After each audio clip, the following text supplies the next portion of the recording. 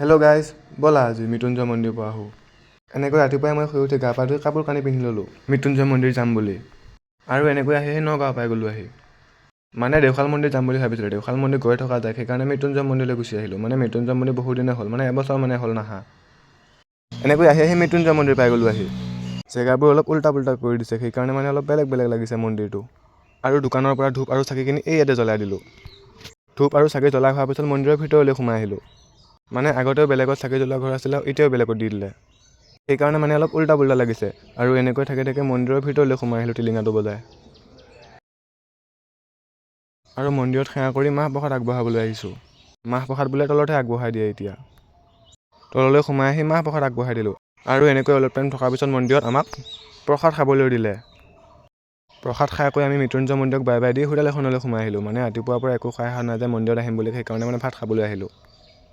মন্দিৰত আহিছোঁ যে সেইকাৰণে নিৰামিষ খাইছোঁ। এনেকৈ নগাঁওখনক বাই বাই দি আমি ঘৰলৈ গুচি আহিলোঁ। বাৰু আজিলৈ বাই গাইছ, লগ পাম মোৰ নেক্সট এটা মিনি ভ্লগত।